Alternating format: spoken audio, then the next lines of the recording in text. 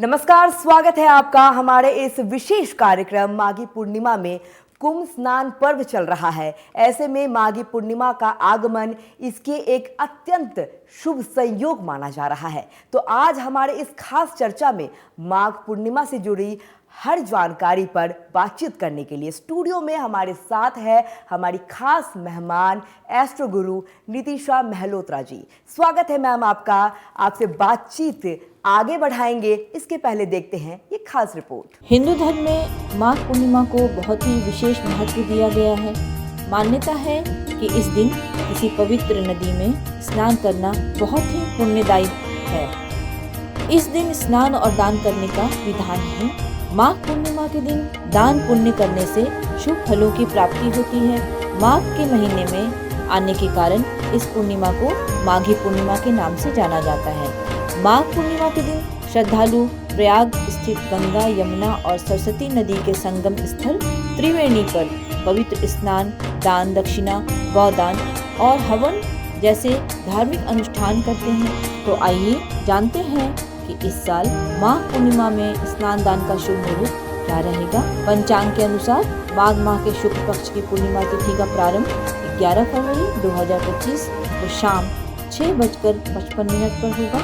पूर्णिमा तिथि समाप्त 12 फरवरी को शाम 7:22 पर होगा।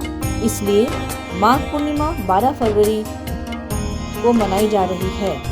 इस माघ पूर्णिमा के दिन चंद्रोदय का समय शाम 6:32 होगा। आइए जानते हैं इस साल माघ पूर्णिमा के दिन कौन कौन से शुभ संयोग बन रहे हैं। इस साल की माघ पूर्णिमा के दिन 2 शुभ योग बन रहे हैं। पहला योग है सौभाग्य योग और दूसरा शोभन योग है।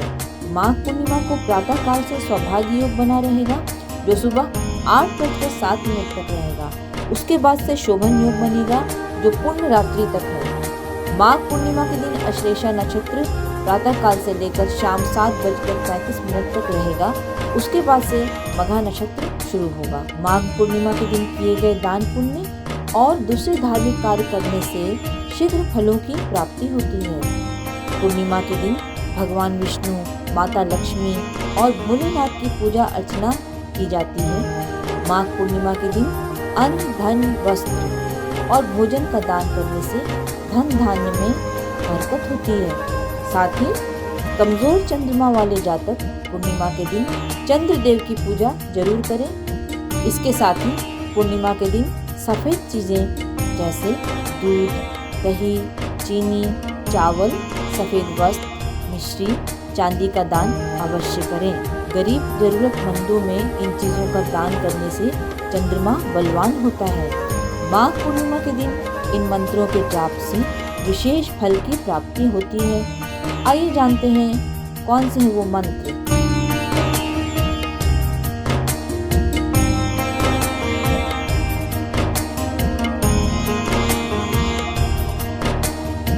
तो इस तरह माघ पूर्णिमा के पावन पर्व को यूं ही हाथ से न जाने दें।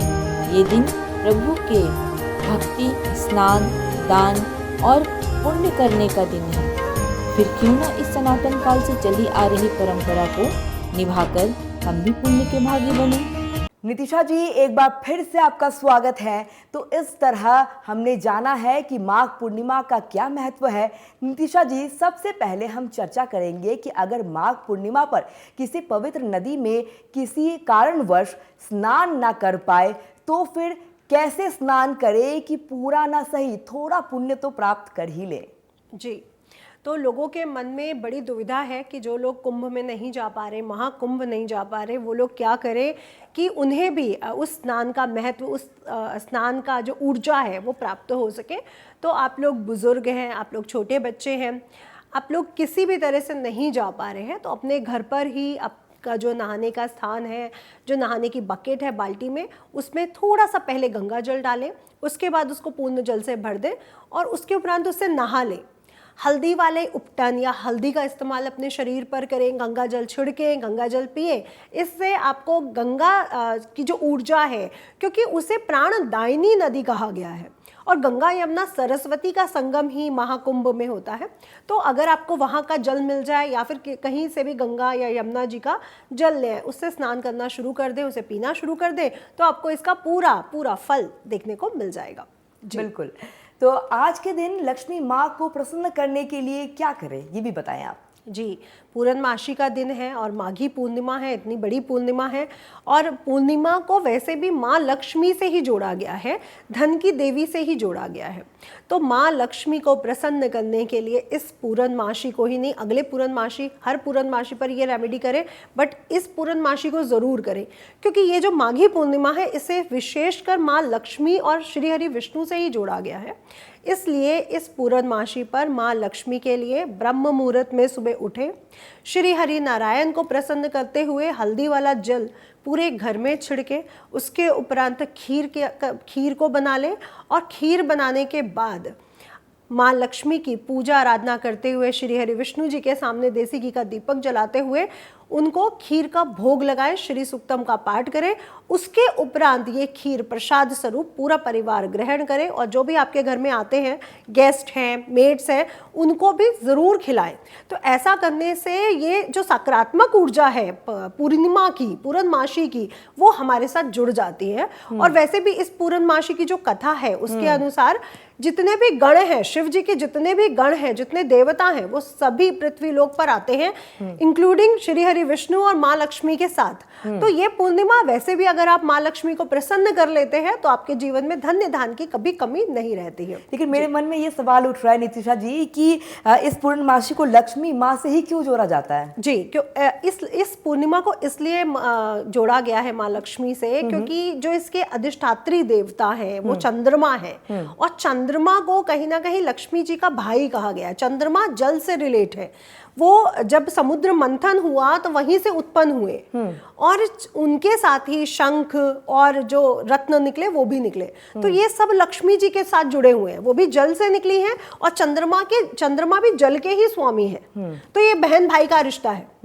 तो पूर्णमासी जिनके अधिष्ठात्री देवता चंद्र हैं, उनकी बहन माँ लक्ष्मी के साथ जुड़े होने के कारण जब हम पूर्णमासी पर लक्ष्मी जी का कोई भी उपाय करते हैं, प्रयोग करते हैं या उनके मंत्रों का जाप करते हैं, विशेषकर क्योंकि लक्ष्मी जी जब आप माँ लक्ष्मी को बुलाते हैं, उससे ज्यादा जब श्री हरि के साथ माँ लक्ष्मी को बुलाते हैं, क्योंकि लक्ष्मी जी को चंचला भी कहा गया है तो वो टिकती गई नहीं है, लेकिन अगर आप श्री हरि विष्णु के साथ बुला ले तो वो जरूर टिकती है। तो इस मंत्र की चैंटिंग जरूर करें और कमल गट्टे की माला से अगर कर सके तो बहुत अच्छा रहेगा। ओम महालक्ष्मी च विद्महे विष्णुपत्नी च धीमहि तन्नो लक्ष्मी प्रचोदयात्। इसकी कमल गट्टे की माला से अगर आप मंत्र जाप कर लेते हैं तो बहुत अच्छे रिजल्ट आपको मिलेंगे, धन आएगा भी और टिकेगा भी। जी बिल्कुल।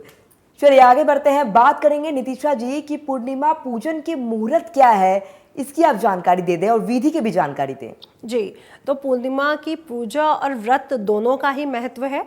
पहले में हम पूजा की बात कर लेते हैं और पूजा की विधि की भी बात कर लेते हैं। तो इस दिन बुधवार पड़ रहा है और 12 फरवरी पड़ रही है। जो पूर्णमासी तिथि है वो 11 फरवरी शाम 6:55 से शुरू होकर 12 फरवरी की शाम 7:22 तक रहने वाली है। इसमें जो अमृत काल रहेगा वो सुबह 5:55 से शुरू हो रहा है। तो इसी समय स्नान आदि का मुहूर्त भी है और इसी समय माँ लक्ष्मी के आने का भी मुहूर्त है। इसलिए आप लोग एक दिन पहले यानी मंगलवार को 11 को ही तुलसी दल जरूर तोड़ के रख लें, क्योंकि पूर्णमासी पे तुलसी जी को हाथ नहीं लगाते और साथ ही साथ बुधवार भी पड़ रहा है। तो पहले से ही तुलसी दल जरूर तोड़ के रखें और श्री हरि विष्णु को और लक्ष्मी जी को प्रसन्न करने के लिए आज के दिन पूर्णमासी की कथा अपने घरों में जरूर पढ़ें। केले के वृक्ष की पूजा आज के दिन आपके घरों में जरूर होनी चाहिए या आपके घर के आसपास जो मंदिर है उनकी वहां जाके पूजा करिए। बरगद के वृक्ष की पूजा जरूर करिए और साथ ही साथ पीपल के वृक्ष की पूजा जरूर करिए। और श्री हरि विष्णु की जब हम पूजा करते हैं, उनके लिए भोग बनाते हैं, उनका स्नान इत्यादि करवाते हैं, शालिग्राम जी का, ठाकुर जी का, उसमें तुलसी दल का होना बहुत ज़रूरी होता है। तो पहले तो स्नान करवाइए जल से, पंचामृत से, जिसमें दूध, दही, शहद, देसी घी, घृत और साथ ही साथ पंचामृत होना चाहिए, उससे स्नान करवा लीजिए। उसके उपरांत उनको वस्त्र पहनाइए, इत्र लगाइए, तिलक लगाइए और फूल माला उनको पहनाइए जो उनको बहुत प्रिय है। और उनको जनेऊ पहनाना भी बिल्कुल मत भूलिएगा। ठाकुर जी हैं तो बिल्कुल मत पहनाइए, लेकिन शालिग्राम जी को आप पहना सकते हैं। विष्णु जी की मूर्ति या पिक्चर को भी आप पहना सकते हैं। इसके उपरांत आप पूर्णमासी की कथा, जो माघी पूर्णमासी की कथा, उसको पढ़ने के उपरांत आप उनको भोग लगाइए, जिसमें आप पंजीरी और पंच अमृत है उनका भोग ज़रूर आज के दिन होना चाहिए। और माँ लक्ष्मी को जो प्रसन्न करना चाहते हैं, आज के दिन केसर युक्त, मेवे युक्त खीर बनाइए और इनको भोग लगाइए।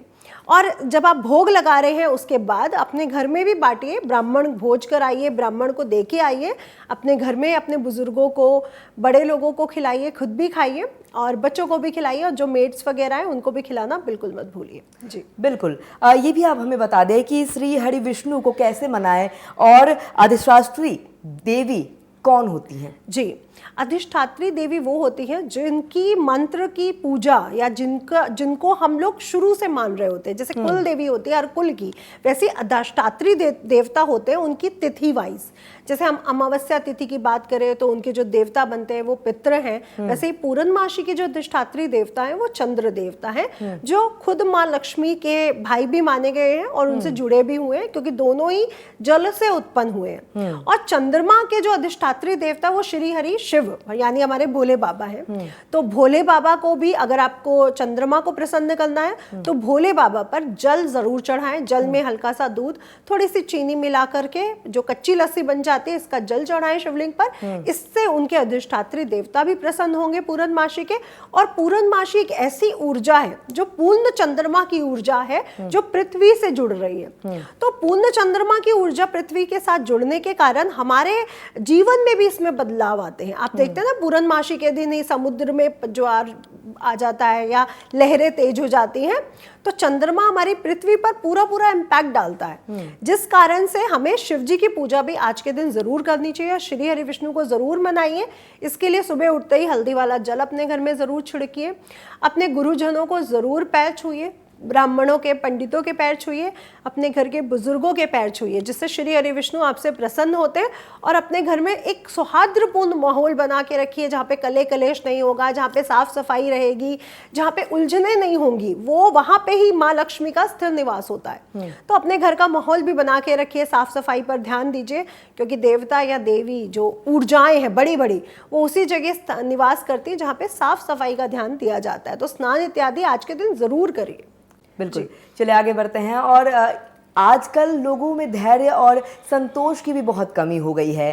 क्या ये कमज़ोर चंद्रमा के कमज़ोर होने के कारण होता है? जी बिल्कुल, आपने बहुत अच्छा क्वेश्चन पूछा। और आज की सबसे बड़ी प्रॉब्लम ही यही है कि लोगों में धैर्य की कमी आ रही है और मानसिक दिक्कतें बढ़ती जा रही हैं। एंजाइटी, डिप्रेशन आज से कुछ सालों पहले सुनने को नहीं मिलता था, आज सभी लोग इसी की बात कर रहे होते हैं। छोटे बच्चे को भी डिप्रेशन हो रहा है। तो बिल्कुल, चंद्रमा जब हमारे बर्थ चार्ट में या किसी भी तरह से अगर डैमेज होता है, अच्छा, हम चंद्रमा को डैमेज कैसे करते हैं? जब हम अपनी मदर की बात नहीं सुनते।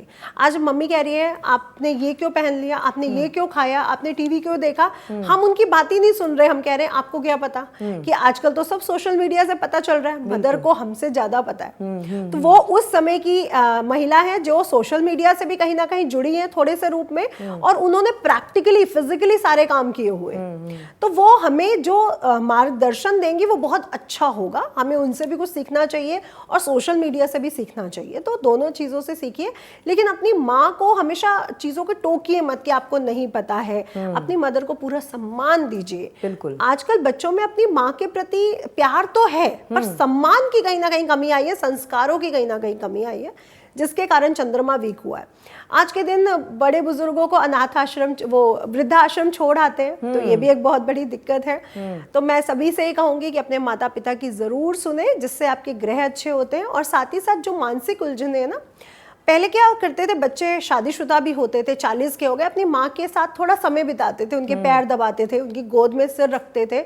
आज कोई ऐसा नहीं करता। अपनी माँ के जाइए, गोद में सिर रखिए। जब वो अपना हाथ फेरेगी ना आपके सिर पे, तो आपके वैसे ही सारी मानसिक उलझने भी खत्म होंगी और झंझट भी खत्म होंगे जिंदगी के। कहते हैं हमारे सिर में निगेटिविटी होती है, इसीलिए गुरु या बुजुर्ग लोग सिर पे रख के आशीर्वाद देते हैं। और जब हम पैर छूते हैं तो पैरों को छूते हैं, अंगूठे को छूते हैं। तो पॉजिटिव ऊर्जा कहाँ होती है? पैरों में। और निगेटिव ऊर्जा कहाँ होती है? हमारे सिर में, नॉर्थ पोल और साउथ पोल की तरह, राहु और केतु की तरह। तो आपको ये समझना पड़ेगा कि जब हम अपनी माँ के चरणों को दबाते हैं तो हमें पॉजिटिव ऊर्जा मिलती है, जब वो हमारा सिर सहलाती है तो निगेटिव ऊर्जा कहीं ना कहीं खत्म करती है। तो ये करिए, इससे आपका चंद्रमा बहुत अच्छा होता है। शिव जी पर जल चढ़ाइए, अपने घर में सौहार्दपूर्ण माहौल बनाइए। बहुत जल्दी इरिटेट होना, क्रोध करना, चिड़चिड़ापन रखना, ये भी हमारे ग्रहों को भी खराब करता है और विशेषकर चंद्रमा को खराब कर देता है। इसलिए अपनी माँ की सेवा करें, चांदी जरूर पहने और शिव जी पर जलाभिषेक, दुग्धाभिषेक जरूर करें। और दूध भी, जो चूहा दूध होता है जो गाय से लेके आते हैं हम, ये नहीं कि हम पैकेट वाला दूध, क्योंकि पैकेट वाला दूध हाफ बॉयल की कंडीशन तक जाके दोबारा ठंडा किया जाता है कि टिक सके बहुत दिन तक। तो इसलिए चूहा दूध, दुग्धाभिषेक जरूर करें जी। बिल्कुल, आपने चंद्रमा को मजबूत करने के बहुत उपाय बताए हैं नितिशा जी, लेकिन मेरे मन में एक सवाल है कि ये उपाय सिर्फ कमज़ोर चंद्रमा वाले करें या जिनके भी जीवन में स्ट्रेस है, मन परेशान रहता है, वो भी इस उपाय को कर सकते हैं? जी, बहुत अच्छा क्वेश्चन है, क्योंकि ये सुन के लोग कहेंगे कि हमारा चंद्रमा तो ठीक है, हम क्यों करें। तो मैं कहूँगी सभी को करना चाहिए। अब पूर्णमासी जो आती है, समुद्र पे भी आपका इफेक्ट दिखता है, हमारे मानसिक जीवन पे भी उसका इफेक्ट दिखता है। तो ये सब पर देखने को मिलता है। जिनका चंद्रमा कमज़ोर है उन पर ज़्यादा, और जिनका कमज़ोर नहीं है उन पर थोड़ा सा कम देखने को मिल सकता है, पर मिलता सभी पर है। क्योंकि चंद्रमा की स्थितियाँ, क्योंकि चंद्रमा 24 से 26 दिन में सभी ग्रहों के साथ अपनी युति बनाएगा। वो राहु के पास भी जाएगा, वो शनि के पास भी जाएगा, वो केतु के पास भी जाएगा, वो देवगुरु के पास भी जाएगा, वो नवग्रह के देवता सूर्य के पास भी जाएगा। तो अलग अलग इम्पैक्ट डालेगा मानव जीवन पर। तो सभी को चंद्रमा को प्रसन्न करने के लिए ये पूजा जरूर करनी चाहिए, शिव जी पर जल जरूर चढ़ाना चाहिए और अपनी माँ का आशीर्वाद जरूर लेना चाहिए। और हम देखते भी है, बहुत बड़े बड़े एक्टर्स हैं जो अपनी माँ का आशीर्वाद लेते हुए नजर आ जाते हैं कई बार आप लोगों को। तो वो भी कर रहे हैं, वो भी जानते हैं कि ये उपाय करने से हम ही आगे बढ़ रहे हैं। तो आप भी जरूर करिए। बिल्कुल नितिशा जी, ये कहा जाता है कि स्वास्थ्य से बढ़कर और कोई धन नहीं है, तो स्वास्थ्य धन की प्राप्ति के लिए कौन से उपाय करें? खुद का स्वास्थ्य तो अच्छा रहे ही, लेकिन घर में सभी के, खास करके बुजुर्ग और बच्चे हर रोग से बचे रहे, इसके लिए भी कोई उपाय बता दीजिए। जी, तो जैसे कि तिथियां होती हैं, प्रतिप्रदा से शुरू होकर अमावस्या तक या प्रतिप्रदा से शुरू होकर पूर्णमासी तक, ये हर जो तिथि है इसके देवता भी हैं और इससे जुड़े ग्रह भी इम्पैक्ट डाल रहे होते हैं जीवन पर। जब भी पूर्णमासी या अमावस्या आती है, पूर्णमासी में सूर्य चंद्रमा 180 डिग्री पर रहते हैं तो पूर्णमासी, और अमावस्या में जब दोनों एक साथ एक ही भाव में रहते हैं तो अमावस्या। यानी जो सकारात्मक ऊर्जा है वो और नकारात्मक ऊर्जा, वो दोनों का एक साथ जुड़ जाना। तो हमारे आसपास जितनी भी सराउंडिंग चीज़ें हैं वो नेगेटिव भी हो सकते हैं, वो पॉजिटिव भी हो सकते हैं। हमें नज़र भी लगती है, कई बार हमें खुद की नज़र लग जाती है, कई बार अपने कोलीग्स की, अपने अपनों की नज़र लग जाती है, और कई बार हमारे जो गुप्त शत्रु वो भी हमारे जीवन पर बहुत असर डाल रहे होते हैं।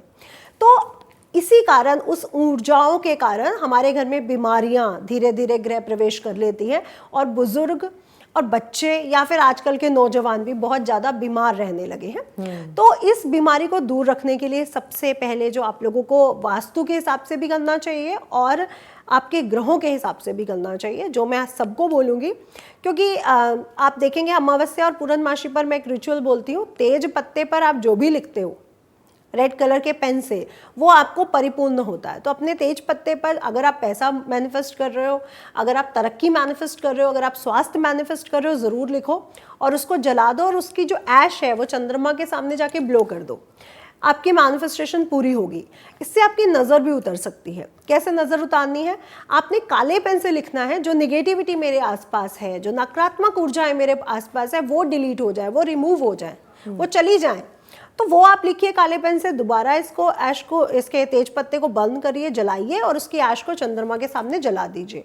आप देखेंगे नकारात्मक ऊर्जाएं दूर होंगी। दूसरा, आज के दिन सुबह जब आप हल्दी वाला जल छिड़कते हैं, गंगा जल से स्नान करते हैं, गंगा जल पीते हैं, इससे भी आपको सकारात्मक ऊर्जा मिलती है, जिसके कारण आपका स्वास्थ्य अच्छा होता है। तो अपने घर के बच्चों को, बुजुर्गों को गंगा जल से स्नान कराइए, उनको पिलवाइए भी गंगा जल। और साथ ही साथ जो लोग व्रत रख सकते हैं वो रखें, जो लोग नहीं रख सकते कोई बात नहीं, लेकिन आज के दिन जब आप सुबह पूजा करते हो और शाम को गोधूली बेला में जब लक्ष्मी जी के आने का समय दोबारा पूजा करते हैं, उस समय दुर्गा कवच का पाठ करना बिल्कुल ना भूलें। दुर्गा कवच का पाठ हर घर में होना चाहिए डेली, जिससे आपके रोग दूर हो जाते हैं। और हेल्थ इज वेल्थ, आजकल लोग कहते हैं पहले वेल्थ होना चाहिए फिर हेल्थ, लेकिन मैं कहूंगी पहले हेल्थ फिर वेल्थ। तो दुर्गा कवच का पाठ रोज करिए, और पूर्णमासी से आप शुरू करते हैं तो ये अपने आप में एक मुहूर्त है।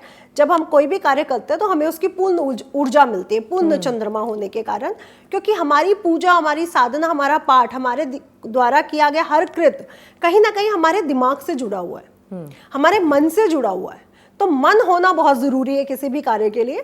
तो आज ही के दिन से शुरू करिए दुर्गा कवच पाठ। आपके घर में अगर बहुत रोग है, वो अपने आप निरोगी हो जाएंगे, अपने आप उनका रोग दूर हो जाएगा। जी बिल्कुल। क्या आज के दिन विवाह के योग बने, इसके लिए भी कोई उपाय बता दीजिए। जी, ये बहुत अच्छा क्वेश्चन है, क्योंकि आने वाली है शिवरात्रि भी, तो ये जो समय चल रहा है ये प्रेमियों का समय है, और बहुत प्रपोज भी किए जा रहे हैं, शादियां भी हो रही हैं। तो अगर आप लोग पूर्णमासी के दिन श्री हरि विष्णु और लक्ष्मी जी को प्रसन्न करना चाहते हैं, या फिर उमा महेश्वर को प्रसन्न करना चाहते हैं अपने प्रेम विवाह के लिए या फिर अपने दाम्पत्य जीवन के लिए, तो एक अचूक उपाय आपको बताने जा रही हूँ जो बहुत ऊर्जात्मक आज के दिन रहने वाला है। आज के दिन आप लोगों ने खीर बनाई है, क्योंकि आज के दिन माघी पूर्णिमा है, बहुत विशेष बड़ा त्यौहार है, और आज के दिन गंगा स्नान का भी बहुत महत्व है। तो जब आपने खीर बनाई है, आपने एक ही कटोरी में, हस्बैंड और वाइफ एक ही कटोरी में अगर खीर खाते हैं, आप चम्मच बदल सकते हैं अगर आपकी मर्जी है, अन्यथा एक चम्मच से भी खा सकते हैं, हाथ से भी खा सकते हैं, हाथ से खिला भी सकते हैं। तो एक ही चम्मच से खीर खाएं, और दोनों ही जो स्त्री और पुरुष हैं, पुरुष को कहूँगी गुलाबी रंग के कपड़े पहने। गुलाबी रंग के कपड़े पुरुष कम पहनते हैं, लेकिन गुलाबी रंग के कपड़े पहनने से उनका शुक्र स्ट्रांग होता है, या फिर आप सिल्की वाइट भी पहन सकते हैं। और स्त्रियां विशेषकर आज के दिन पीले रंग का कपड़ा पहने, इससे इनके दाम्पत्य जीवन पर असर डलेगा। और जो लोग प्रेम विवाह करना चाहते हैं या रूठे प्रेम को मनाना चाहते हैं, वो उमा महेश्वराय मंत्र का जाप करें रुद्राक्ष की माला से। उनके जो प्रेम के रास्ते बंद पड़े वो भी जरूर खुल जाएंगे। जी बिल्कुल। अब प्रेम के रास्ते जब खुल जाएंगे तो संतान प्राप्ति की भी बात करनी होगी। संतान प्राप्ति के लिए भी कोई उपाय बता दीजिए। आज का दिन विशेषकर संतान से जुड़ा हुआ है, क्योंकि पूर्णमासी पर हम अपने परिपूर्णता के लिए, क्योंकि वंश वृद्धि को हमारे शास्त्रों में, ग्रंथों में बहुत विशेष माना गया, तो वंश वृद्धि के लिए भी इसके बारे में लिखा गया है। तो पूर्णिमा के दिन जब आप शिव जी पर, और उन जो शिव परिवार है, जहाँ पे आप देखते हैं गणेश जी भी हैं, कार्तिक जी भी हैं, उनके वाहन नंदी जी भी हैं, माँ पार्वती भी हैं, तो शिव अभिषेक, जब हम शिव अभिषेक करते हैं तो हम गणेश जी से ही पहली शुरू करते हैं पहली पूजा। तो सबसे पहले जल कहाँ चढ़ता है? गणेश जी पे, फिर माँ उमा पे, माँ पार्वती पे, फिर कार्तिक जी पे, फिर नंदी जी पे, फिर उनके जो नाग देवता रहते हैं, फिर शिवलिंग पे चढ़ते हैं। तो पूरे शिव परिवार को ही सबसे पहले जाके गणेश जी को दूर्वा चढ़ाइए, उसके उपरांत पार्वती जी को सिंदूर या श्रृंगार का सामान चढ़ाइए, कार्तिक जी को थोड़ा सा गुड़ चढ़ा दीजिए, और नंदी जी को बहुत ही प्यार से तिल वाले दूध को चढ़ा दीजिए। देन आप शिव जी का अभिषेक करिए, इससे आपके पितृदोष दूर होते हैं। और ये जो समय है माघी पूर्णिमा, यहाँ पे सूर्य और शनि भी एक हो रहे हैं, तो इस समय आप लोग जितना दान पुण्य करते हैं, दान क्या करना है? सूर्य की चीज़ें, जैसे तांबे का लोटा है, लाल चीज़ें हैं, गुड़ है, काला तिल है, आटा है, सीधा दान जिसे कहा जाता है, ये सब ब्राह्मणों को दान दीजिए, ये सब गरीबों को दान दीजिए। ठंड है तो पतले कंबल, अब ठंड जा भी रही है, शॉल है, कंबल है, जैकेट्स है, कोट है ब्लैक, वो सब दान करिए, जिससे आपके वैवाहिक जीवन में जो दिक्कतें आने के साथ साथ संतान प्राप्ति, मांगलिक कार्य रुके हुए थे, वो भी होने लगेंगे। आपके बर्थ चार्ट में जो भी दोष हैं वो दूर होंगे। तो दान देना बिल्कुल मत भूलिए। बिल्कुल, ऐसे भी कहा जाता है कि दान पुण्य करते रहना चाहिए। हाँ जी, इससे बहुत दोष कटते हैं। वैसे भी आज के दिन का महत्व है दान करने का। तो आज के दिन किया गया दान हमारे वंश वृद्धि में भी सहायक हो जाता है, तो आज के दिन दान जरूर करिए। बिल्कुल। अच्छा, आगे बढ़ते हैं। एक एस्ट्रो गुरु होने के नाते आप बताएं कि व्यक्तित्व का आकर्षण होना सफलता के लिए कितना जरूरी है? क्या आकर्षण के लिए भी चंद्रमा को खुश करना चाहिए? ये आपकी क्या राय है? कुछ टिप्स भी दीजिए हमारे दर्शकों को। जी, ये बहुत ही अच्छा क्वेश्चन है और बहुत अच्छा लगा, क्योंकि लोग चाहते हैं इसके बारे में जानना कि हम कैसे सुंदर बने, हमारा व्यक्तित्व कैसे आकर्षित हो, हम लोगों का आकर्षण कैसे फैल सके। तो आज हमारी फीमेल फीमेल्स और मेल्स दोनों ही अपने आकर्षण को बढ़ाने के लिए जानना चाहते हैं। बहुत से लोग सीरम कॉस्मेटिक पर जाते हैं, बट मैं आपको एक बहुत अच्छी चीज़ बताने वाली हूँ। पूर्णमासी की जो रात होती है ना, वो जो सकारात्मक ऊर्जाएं अप्सराओं की, जो इंद्रलोक में अप्सराएं हैं जिन्हें बहुत सुंदर कहा गया है, उन अप्सराओं की ऊर्जा को भी बढ़ा सकता है, तो सुंदरता को बढ़ाता है। आज के दिन क्या करिए, क्योंकि 11 तारीख को ही पूर्णमासी की तिथि शाम को लग रही है, उसी समय एक आप ना कोई भी बर्तन मिट्टी का हो तो बहुत अच्छा है, अन्यथा आप स्टील चांदी का कुछ भी ले लें, लेकिन तांबा या पीतल नहीं होना चाहिए। स्पेशली तांबा तो नहीं होना चाहिए क्योंकि ये सूर्य की धातु है और हम उपाय कर रहे हैं सौंदर्य के, और सौंदर्य के देवता कौन है? शुक्र और चंद्रमा। ठीक है, तो एक मिट्टी का बर्तन लें, उसको आप अपने खुले स्थान पर जहाँ पे चंद्रमा की पूर्ण रोशनी आ सके वहाँ रख दीजिए। आप जानते नहीं हैं, हम लोग अपनी मालाएं, हम लोग अपने ब्रेसलेट, एरो कार्ड सब चैंट करते हैं आज के दिन, तो जल को रख दीजिए। सुबह उस जल को उठा लेकर के आइए और उस जल को आप अपने घर में थोड़े दिन भर के रखिए किसी भी कंटेनर में, स्प्रे बोतल में, और जब आप उसको स्प्रे कर रहे हैं अपने ऊपर या नहा रहे हैं उससे या मुंह धो रहे हैं, आप मुंह धोना शुरू करिए। और मुंह धोते समय आपने बोलना क्या है? ओम सोम सोमाय नमः, ओम चंद्रशेखराय नमः, क्योंकि शिव जी का जो सबसे सुंदर रूप है वो चंद्रशेखर रूप है, जो उन्होंने अपने विवाह के समय, जब सती जो पार्वती जी की मदर है वो उनके रूप को देख के डर गई थी, तो श्री हरि विष्णु ने उनको चंद्रशेखर रूप में सजाया था, जो उनका सबसे सुंदर रूप है। तो उस रूप को आप अगर चैंट करते हुए उससे मुंह धो लेते हैं तो इससे आपका आकर्षण भी बढ़ता है, सुंदरता भी बढ़ती है, और बड़े बड़े सिरम, बड़े बड़े कॉस्मेटिक, विटामिन सी जो भी आप बात करते हो वो भी इसके आगे फेल है। आप लोग करके देखो 5 पूर्णमासी, 5 दिन पहले से शुरू कर दो और 5 दिन बाद तक उस जल को रखो और मुंह धो और उस जल को स्टोर कर लो। आप देखोगे कि जो बड़े बड़े सिरम नहीं कर पा रहे थे वो इससे, वो रेमेडी, ये रेमेडी ज़्यादा पावरफुल है। जी बिल्कुल, तो आप अब आपको महंगे क्रीम ये सब खरीदने की ज़रूरत नहीं है, इस रेमेडी को करिए, इससे आकर्षण भी बढ़ेगा और आप आकर्षण का केंद्र भी बनते हुए नजर आएंगे। बिल्कुल, और माघी पूर्णिमा पर हमारी ये खास पेशकश थी। बहुत बहुत शुक्रिया नितिशा जी, हमारे दर्शकों को तमाम जानकारी देने के लिए, किस तरीके से माघी पूर्णिमा पूजा पाठ करनी चाहिए, क्या क्या आपको दान करना चाहिए, तमाम जानकारी आपने दी। बहुत बहुत शुक्रिया आपका। फिलहाल माघी पूर्णिमा में खास पेशकश में इतना ही। नमस्कार।